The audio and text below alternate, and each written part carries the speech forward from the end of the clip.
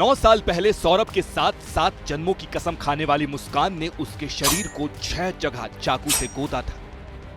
Drum से निकालकर सौरभ के शरीर का पोस्टमार्टम हुआ तो पता चला कि मुस्कान ने उसका दिल भी चाकू से चीर दिया था। इतना जोर का वार किया कि चाकू सीने के आर पार हो गया था। डॉक्टर्स ने जब सौरभ के शरीर को देखा तब सिर धड़ से अलग था, दोनों हाथ गर्दन से अलग थे।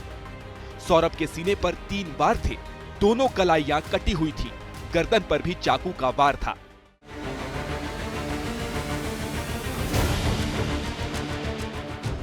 सौरभ की मौत की वजह थी सदमा और खून का ज्यादा बहना। सदमा अपनी पत्नी के हाथों काटे जाने का, सीने पर चाकू का वार होते ही सौरभ को दिल का दौरा पड़ा और ताबड़तोड़ चाकू के वार झेलने के बाद उसने दम तोड़ दिया। आगे की पड़ताल के लिए अब विसरा रिपोर्ट का इंतजार है। पीएम रिपोर्ट में बहुत स्पष्ट आया है कि जो डेथ का कोज है वो शॉक एंड हैमरेज है और इसमें बताया गया है कि लेफ्ट साइड में छाती के ऊपर 3 बार चाकू से वार किया गया था। साथ ही जो गर्दन है और हाथ की कलाई हैं उनको काटने के निशान भी मिले हैं और वो जिस्म से अलग थे। पोस्टमार्टम रिपोर्ट में यह भी पता चला कि सौरभ की बॉडी 14 दिन पुरानी थी, वो सड़ने लगी थी। ये पहले ही साफ हो गया था कि सौरभ को मारने और काटकर ड्रम में डालने के बाद मुस्कान और साहिल घूमने के लिए हिमाचल निकल गए थे। मुस्कान और साहिल ने 5 मार्च को शिमला में एक रूम लिया था।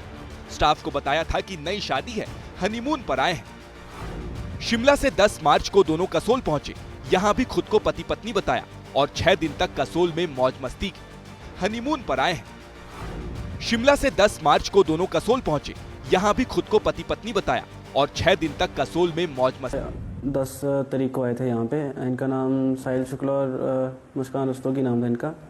ये 10 तारीख को यहाँ पे आए थे स्टे के लिए। तो ये लॉन्ग टर्म के लिए रुके थे, 5-6 दिन के लिए रुके थे। रिलेशन हम जैसे आईडी मांगी तो उन्होंने बोला कि हमारी वाइफ ही है, आईडी वगैरह दी उन्होंने और वैसे चेक इन हुआ उनका और उनके साथ उनका ड्राइवर था, बाकी और कोई भी नहीं था। हिमाचल के टूरिस्ट प्लेस में होटल लेने के दौरान साहिल और मुस्कान ने अपने आप को पति पत्नी बताकर हनीमून मनाने आए हैं कहा। यह बयान उनके केस को जटिल कर सकता है। हालांकि हिमाचल के किसी भी टूरिस्ट प्लेस में होटल लेने के दौरान यह बताना जरूरी नहीं है कि वो शादीशुदा हैं या फिर नहीं। शिमला वाली कहानी में ट्विस्ट बहुत है। जिस तरह से ये लोग आंख मिचौली कर रहे थे उससे सवाल उठते हैं। क्या पुलिस को गुमराह करने के लिए दोनों खुद को शादीशुदा बता रहे थे? क्या शिमला में दोनों की किसी और से मुलाकात हुई थी? कहीं सौरभ राजपूत के मर्डर प्लान में कोई और भी शामिल था? हत्याकांड का शिमला कनेक्शन साफ होना जांच के लिहाज से जरूरी है, इसीलिए मेरठ पुलिस की एक टीम वहीं डटी हुई है।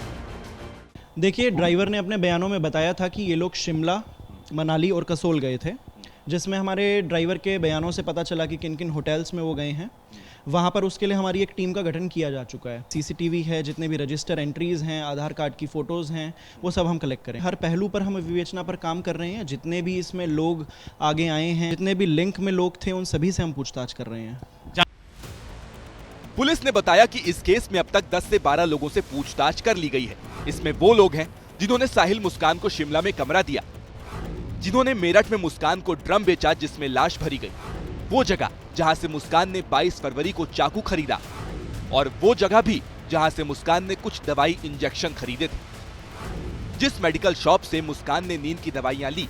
आरोप है कि उसने मोबाइल पर पर्चा देखकर ही मुस्कान को नशे का इंजेक्शन दे दिया।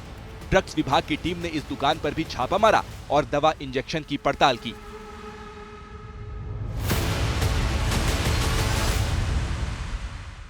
जो ये प्रकरण है मुस्कान वाला, इसी की जांच में आया हूँ क्योंकि पता चला है कि कुछ दवाइयाँ उन्होंने यहाँ से ली हैं।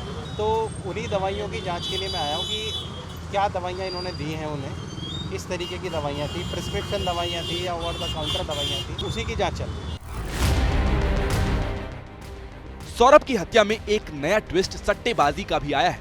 पुलिस के सूत्रों के मुताबिक साहिल सट्टा खेलने का आदी था। सौरभ जो पैसे मुस्कान को घर के और बेटी पीहू के खर्चे के लिए देता था, वो पैसे मुस्कान साहिल को दे देती थी और साहिल उन पैसों से सट्टेबाजी में दांव आजमाता था।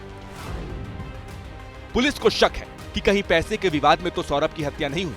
क्या साहिल किसी कर्ज में डूबा था और उसे चुकाने के लिए सौरभ की हत्या हुई?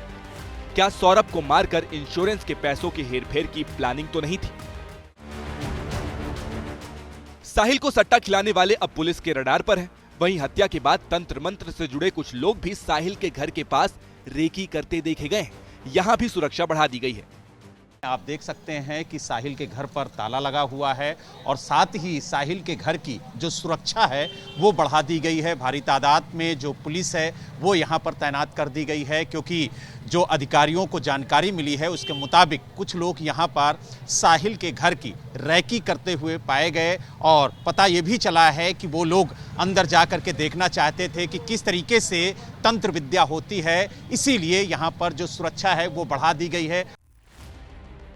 देश में अपने तरह की इस दर्दनाक और खौफनाक मर्डर मिस्ट्री में अब भी दर्जनों पेच है। बाहर से केस बहुत हद तक सुलझा हुआ लग रहा था, लेकिन जैसे जैसे नई कहानियां आ रही हैं, गुत्थी उलझती जा रही है। अंदेशा उस दिशा में है कि जरूर इस हत्याकांड में मुस्कान और साहिल के अलावा भी कोई और है। पुलिस के मुताबिक मुस्कान और साहिल ने हत्या की बात कबूल ली है, लेकिन हत्या की वजह अभी भी साफ नहीं है कि सौरभ को इस बेदर्दी से क्यों मारा गया। इस क्रूरता के पीछे किस हद तक नफरत थी, असल वजह क्या थी। खबर है कि ये सारी कड़ियां खोलने के लिए पुलिस मुस्कान और साहिल की 5 दिन और रिमांड मांग सकती है।